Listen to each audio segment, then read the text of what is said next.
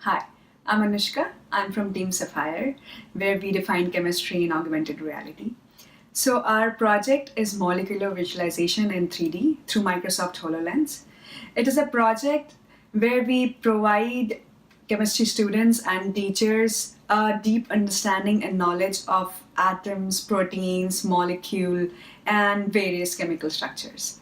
So, by visualizing in 3D, a person will have a deep knowledge of how the bonds are formed, how the bonds are made, of which atoms are they made, and what are the energies of particular proteins, molecules, and atoms.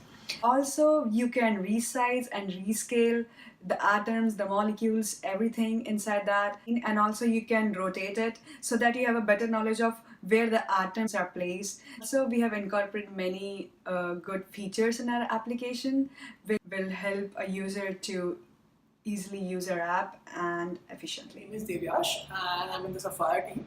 So we developed one of the features of our app was basically QR scanning. So QRs like this, where you basically load molecules by scanning it.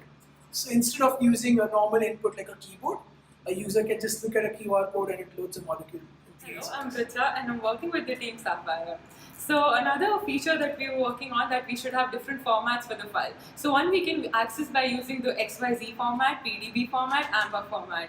And the other thing that we have is we can view the same molecule in different structures, like the ribbon structure, the transparent structure, the cartoon structure, or the ball and stick structure. We chose HoloLens for our application because it doesn't cause motion sickness. The other platforms that we have, Oculus Rift or the Google Cardboard, we cannot wear it for prolonged hours. So that's one of the great advantages the students can wear for longer durations. So for our project, we can open a variety of file types, XYZ, PDB, Amber coordinates, and topology files, and some others. We aim to add more in the future and also make it easy for other scientists to add their own file types to it. Because the code is in C#, a lot of our file parsing scripts are written by ourselves. Because pre-existing ones are usually in Python or C++, and we're not able to use those, but we can rewrite them. And there are some different ways to open them right now. You can use QR codes, you can use a file explorer, which you can use OneDrive to very easily access your files from HoloLens. You can also just enter a PDB ID directly and then it'll download it from the internet.